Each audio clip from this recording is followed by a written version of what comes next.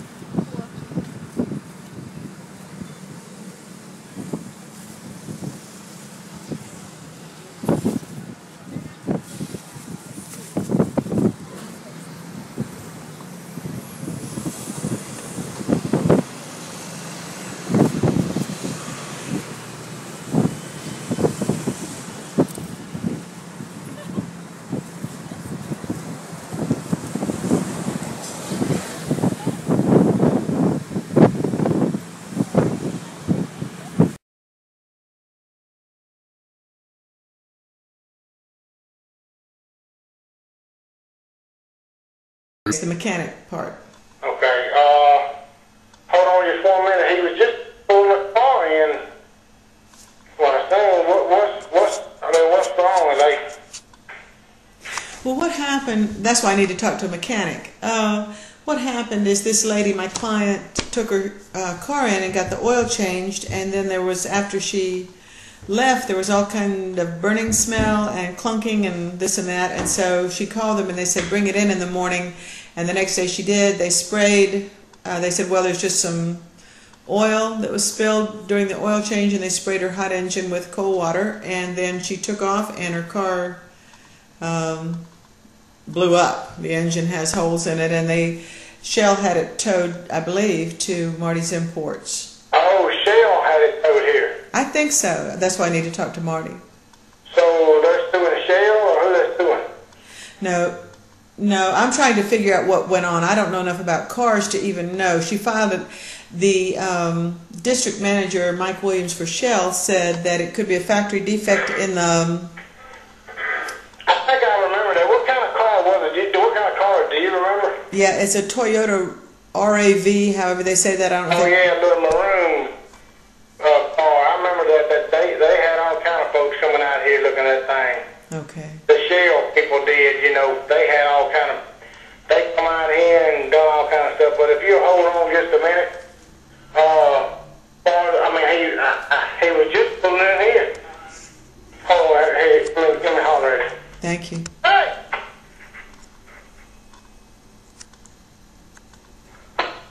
Here he comes right here. Thank you.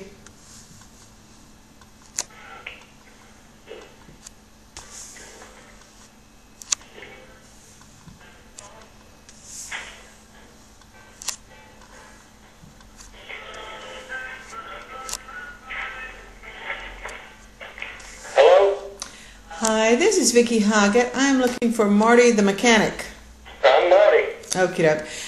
Ernestine Freeman asked that I figure out what's going on with her. She had an oil change at Shell Lube back in March. Do you remember the car? It was a Toyota Rave? Yeah, Okay, and after she had this oil change, she noticed, I don't know if it was a lot of noise or clunking or whatever, but she called them and they told her to bring it back the next day, and they sprayed cold water on her engine saying that it had just been some oil spilled or something. She drove out and apparently the whole motor blew a hole in it or something. that's correct. Okay. As a mechanic, what do you think could have caused that? Well, that thing had a lot of miles on it, number one. Okay. I know people think Toyotas are good for 200 or 300,000 miles. That's true. But the same difference is that car, she bought the car second-hand to start with, so she don't know who took care of it to start with. But on the other hand, she did have her oil changed there, and then they had her to bring it back. They checked. Now, when they came out here, when they came out here from the express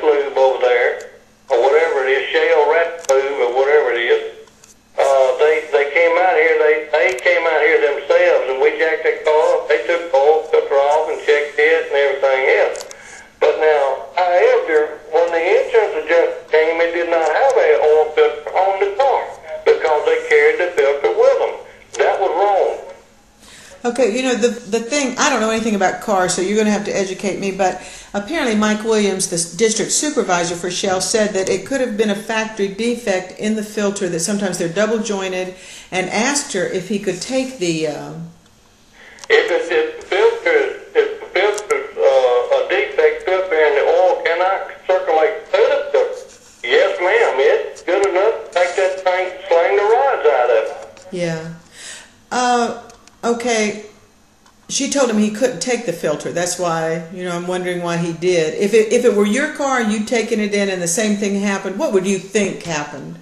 I would think that maybe it was a malfunction on a filter, or somebody didn't put enough motor oil in it or something. Now that's what I would think now. And it's just, that's my professional opinion, ma'am.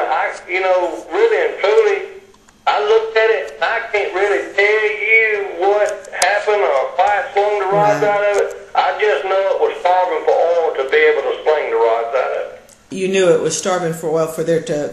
It's okay. Out of all of my years' experience, if the crankshaft don't get oil, they start seizing up. And when they start seizing up, they'll sling the rods will try to lock down on the crank, and whenever it's spinning over, it's going to move them. It's going to break them, sling them out. It's going to do something to them. Okay. If she has to, what happened is the LaFleur Auto Sales that she bought it from is where it got towed to, and they told her they'd look for a motor, and the motor was so expensive to replace that she didn't want to do that. So they, according to her, Debbie Goss at LaFleur Auto Sales told her, well, if she'd forfeit her down payment and not care about it, that they'd just take it even Steven. Well, she decided she wanted to try to fix it. She went to make a payment on it, and they had sold it. They had sold her car. They had sold her car. So she decided she wanted to sue them, I guess. I don't know. But anyway, they decided they wanted to sue her. And so she paid like $21.50 down on it, and then some payments, and they sold it for $1,800, and now they want $2,000 or $3,000 from her for that car. Right. So she's trying to figure out what to do now to avoid ending up. So if we end up having to go to court and talk about what may have caused it with the Shell thing, would you be willing to say under oath the same thing you just told me? Not that just what you told me, you don't have any idea, but in all your years of experience, if it's not starving for oil, it doesn't throw a rod. Well, see, the thing about it is who is she suing? Is she suing Mims Auto? Or is she... She's not suing anybody. Mims Auto is suing her for the deficiency on the note. Even though she has no car, there's no car for her to get. Like I said, she paid over $2,000 down. They sold it for $1,800, and now they want another $2,000 or $3,000 on that note. Well, see, basically now, let me tell you now. See, basically, I'm going to tell you how it works now. She can do whatever she wants to do, but whenever you start suing a small business in Greenwood, I know I had a lady I rebuilt the transmission for, and there wasn't a thing wrong with the transmission. Her dad had put an air compressor on the car and overfilled it with Freon, and it would make that car go dead because the engine was so small. Well, automatically she said it was the transmission. Well, we run scans on it, we checked the transmission out, and she drove it to the court date. And the judge still made me give that gal $600 of her money back. But the thing about it is there was an issue there that wasn't right. And, of course, I tried to appeal it, and the judge wouldn't let me appeal it, and he likely got me for contempt of court because I got seeming mad up in there. Yeah. Of course, I know that don't have anything to do with you, but I swore that I wouldn't get in nobody's business because didn't nobody stick their nose into my business and try to help me out with that. And I swore that I wouldn't get in nobody else's business. Yeah. And now you're talking about three businesses in Greenwood that respect me, yeah. and I've got to go up against them, and I just don't think I don't think I can do that. Yeah. Because number one is I really don't know what happened to the car. Right. Number one, and number two, and I'm not being mean, ma'am. But you got two businesses here that I've got to try to get along with, and you got to try to follow where I'm at. Yeah, well, I appreciate you just talking to me and giving me a little insight, and maybe I can get Dynamite Kirk from Kirk Ford and Toyota and all that is an old friend and neighbor. I grew up in Grenada. Yeah, well, and so maybe somebody from. If I wasn't in Greenwood with these folks and having to work around these folks, and I'm already business is kind of bad already. understand that. What I was saying is maybe I can find somebody in Grenada that Maybe would, so, somebody that ain't in this town. Right. I know how little towns in the South are for sure. Well, it's terrible here. I mean, you know, I've got Shell Rapid Loot over there. They send me some jobs where the plugs are busted in the rear end, and that lets me make a little money there. And just, you know, and I don't want to make enemies out of nobody in Greenwood. Right. It's too small. Right. Okie doke. Well, thank you for talking with me. Yes, ma'am. Okay. Bye bye.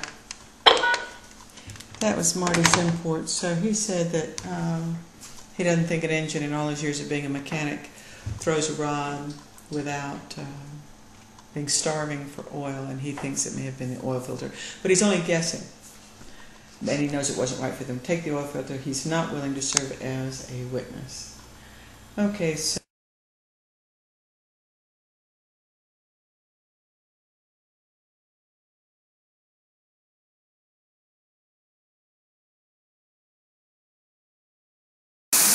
here we are on the Dingle Peninsula.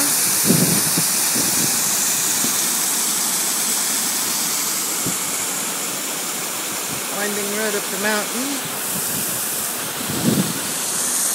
Hill falls off. You can see where the last person fell through the thing.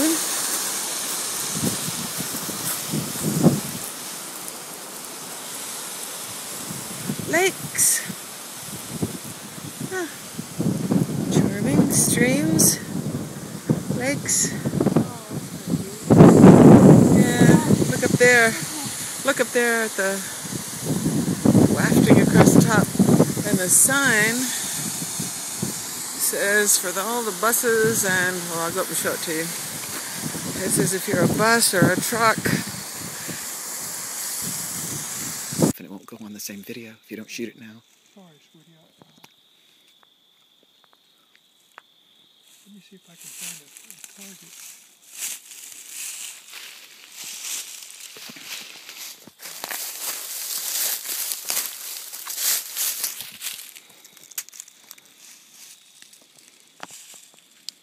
Well, I guess I could shoot that old log right there. Knock the top out a bit. Let's see if I can find some. I'll shoot that old tree.